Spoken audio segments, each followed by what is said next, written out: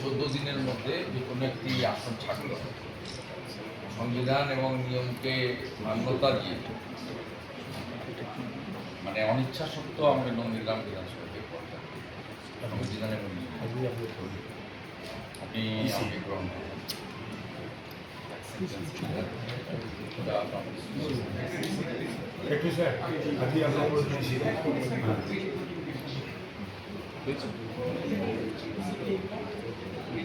নন্দীগ্রামের প্রত্যেকটি ভোটারের কাছে আমার আবেদন, বিধায়ক অন্য কেউ নির্বাচিত হলেও দায় দায়িত্ব, স্বপ্ন পূরণ, আশা ভালো রাখা, ভালো মন্দে থাকা, উৎসব উন্নয়নে থাকা, বিধায়ক পরিষেবা কার্যালয় সহ সমস্ত রকম পরিষেবা আপনারা পাবেন। আপনাদের বন্ধু শুভেন্দু আপনাদের সঙ্গেই থাকবে।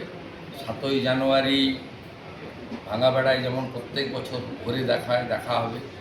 14ই মার্চ অধিকারী পল্লী গোকুলনগর সোনাচূড়ার শহীদ মিনারে যেমন দেখা হবে। 10ই নভেম্বর রক্তাক্ত সূর্যোদয়ের বর্ষপূর্তিতে করপল্লী গোকুলনগরে যেমন প্রত্যেক বছর দেখা হয়।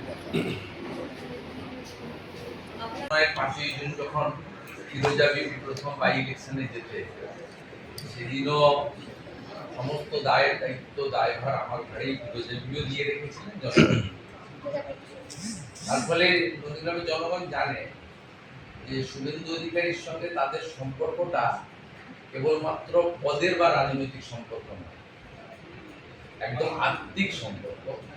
যে সম্পর্ক মানে মরতে দম, যতক্ষণ শ্বাস প্রশ্বাস আছে সে সম্পর্ক সেটা ওরাও জানে, আমিও জানি। তবুও নিয়ম মেনে দিতে হয়েছে। আমি তাদেরকে বিচলিত না আশ্বস্ত করেছি। অনেক বড় দায়িত্ব পেয়েছি। 194টা কেন্দ্রেই কাজ করতে হবে। তার সাথে নন্দীগ্রামেও নিশ্চয়ই আমার যে নির্বাচনের প্রতিশ্রুতিগুলো ছিল পূরণ করতে হবে। ইতিমধ্যে আমার স্বপ্নের জল প্রকল্প, মমতা ব্যানার্জি প্রতিহিংসা পরায়ণ হয়ে পাইপ পাততে দেয়, আর সকাল থেকে জলের পাইপ পাতা শুরু। আমি এশিয়ান ডেভেলপমেন্ট ব্যাংক থেকে 4,000 কোটি টাকা দিয়েছিলাম নন্দীগ্রামের সব বাড়িতে জল দেওয়া।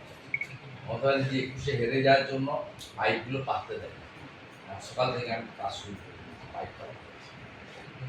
তো তারা দেখে নেবেন আমার সব যা এমএলএ 2টো ব্লকে অফিস পরিষেবা, লোকজন, কোনো জায়গায় কোনো ঘাটতি কিচ্ছু হবে। ওরা পরেই বলবেন যে না এই লোকটার কথা দাম আছে।